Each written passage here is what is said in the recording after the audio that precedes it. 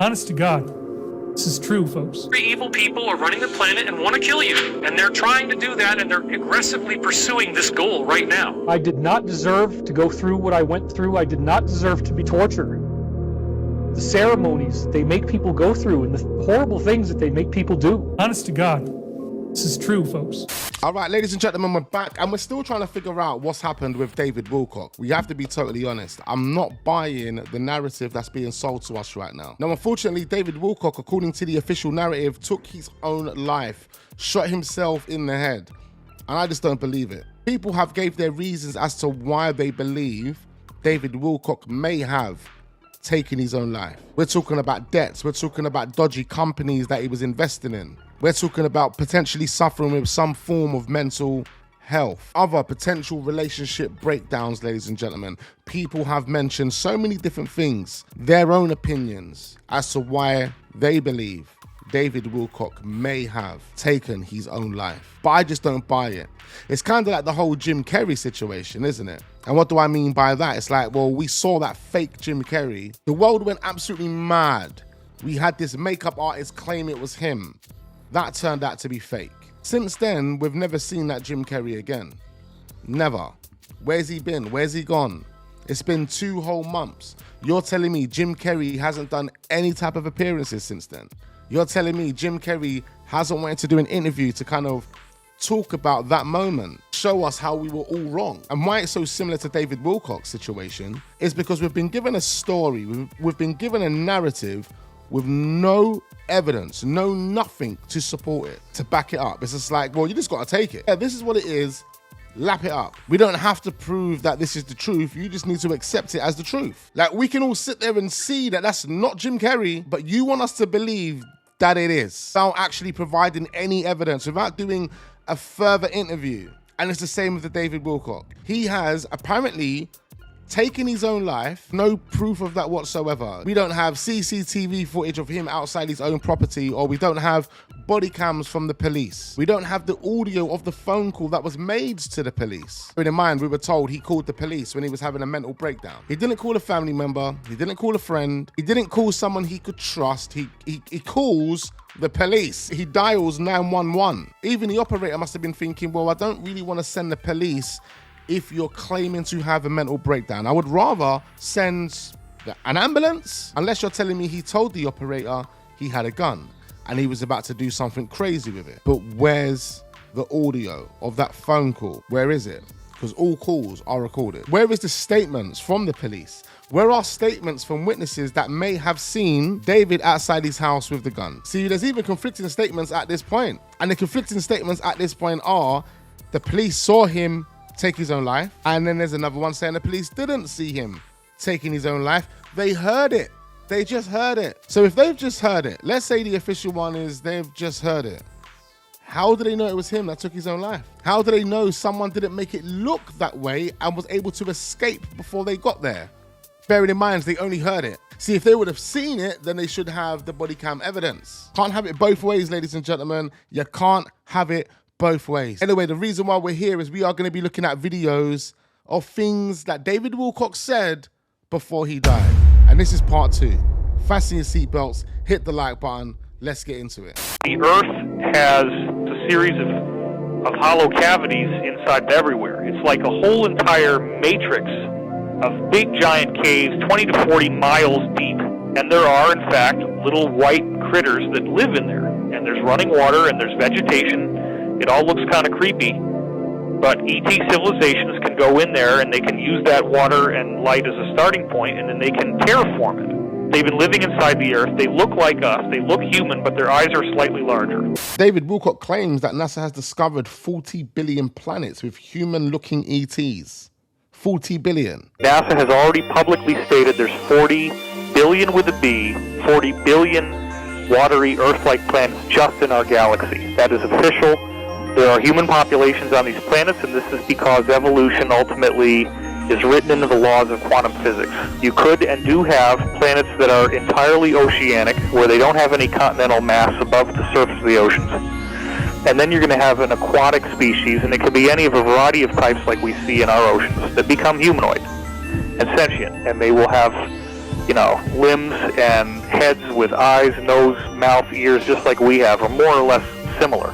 Then on planets where they do have land, you might have bird-like beings. You might have beings that look like they're kind of cat-like human or a dog-like human. Think about it. In Egypt, you see those drawings. These people honestly believe that they are the descendants of gods, that they are the chosen, that they are God's special people, that we are delusional, and that the true creator is this wisdom principle that they think of as Lucifer, that wisdom principle gave us ancient mystery school teachings, and that the enemy, which they call Adonai, the adversary, which we would call the Christian God, came to try to defeat them.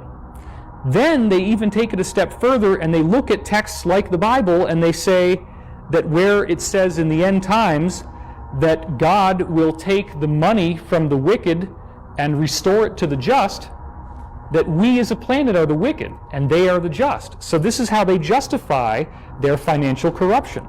They don't believe that we deserve the money. In fact, they believe that if they did not dominate us and if they did not control us and play all these games, that we left to our own devices would destroy our planet. So in some twisted rationale, they believe they are saving the earth. They believe humans are bad for the environment, we cause pollution, so they have to reduce population. Then they seed that into movies like The Matrix, where Agent Smith says that humans are like a virus on the planet. This is one of a variety of ways in which they will usually embed their teachings into the villain. And I want to say something else.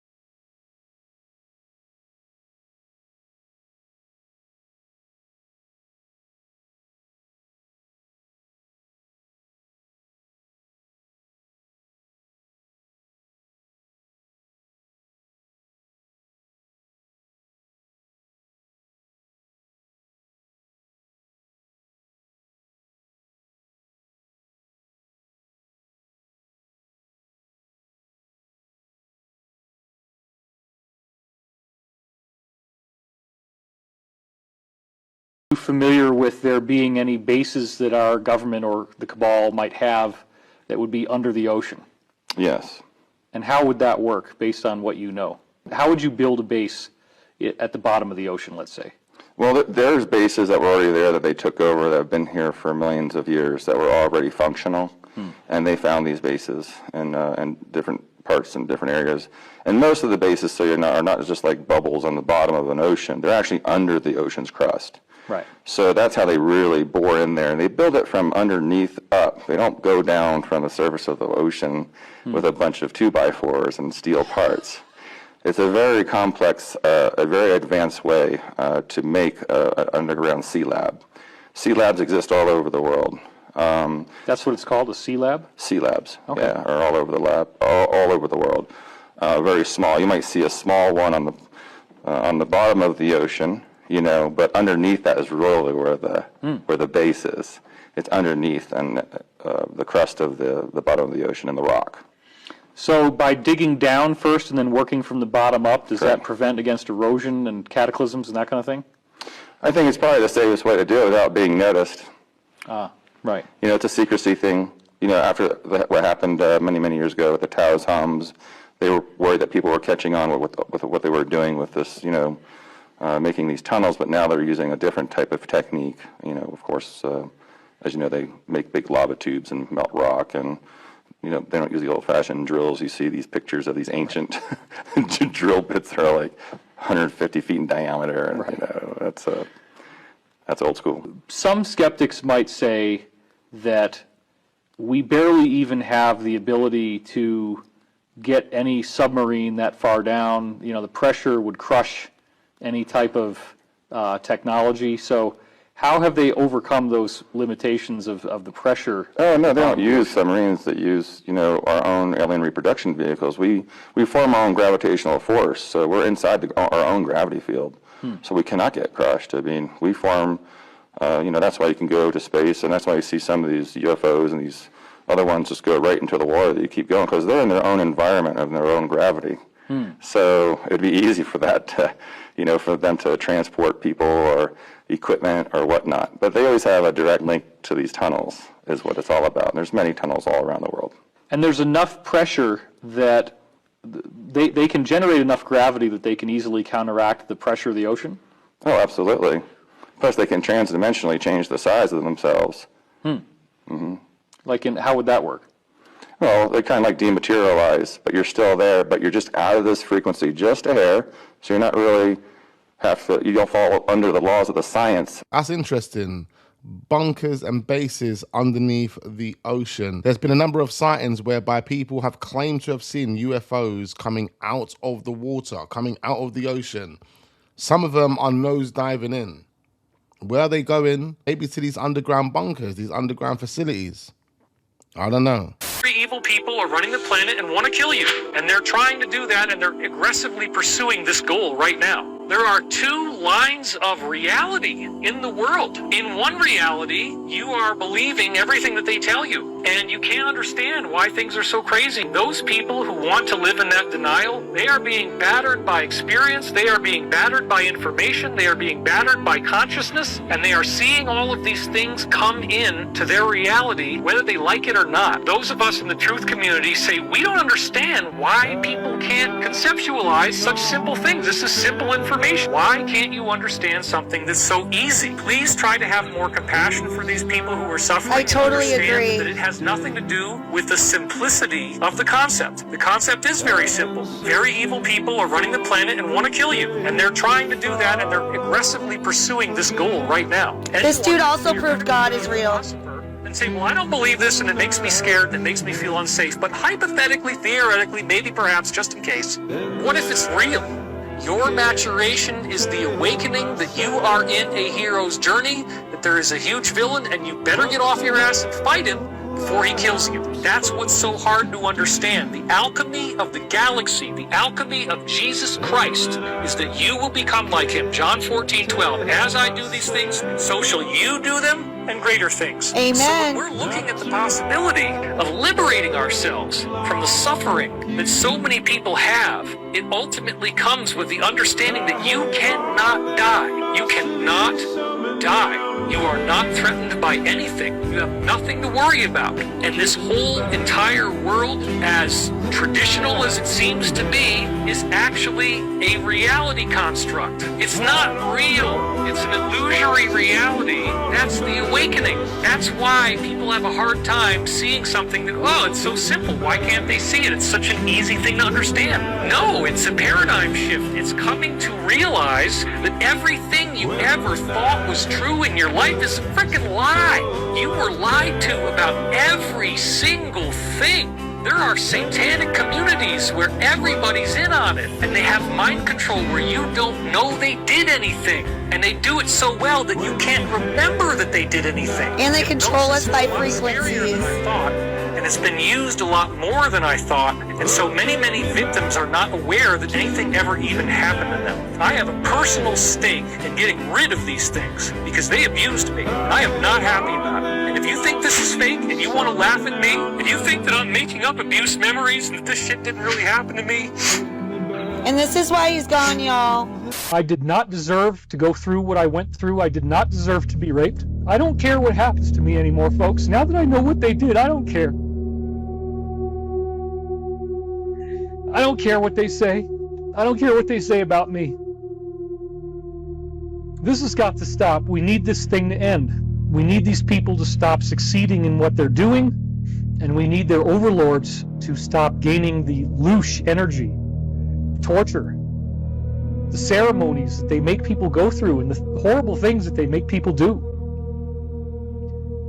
The people who are in these organizations, for the most part, do not want this. They do not want to be doing these things, folks. They do not want to participate in these ceremonies, and there would be a mass exodus, according to Savali. There would be a mass exodus if they felt they could leave and not be tortured. And so, believe me, there's a lot of people who you might think are really sad about the loss of this, and they're not sad at all. What a relief it will be to not have to go through ceremonies anymore. What a relief it will be to not be abused by your higher-ups. So recently we spoke about this video right here, whereby, you know, David Willcock was more or less having a breakdown, and people were linking this to his potential taking his own life. I did promise a few of the guys in the comments that we'll put this on part 2 so we could re-watch this. So make sure you hit the like button and let's check it. God.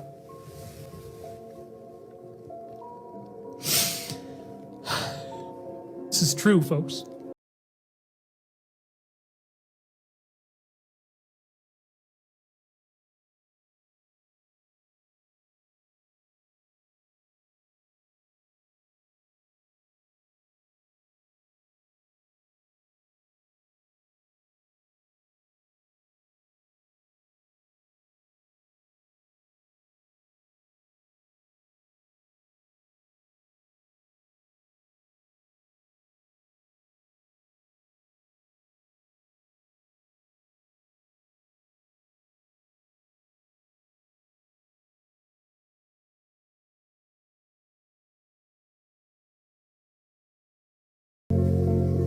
Yeah, that's tough, man. That's extremely tough.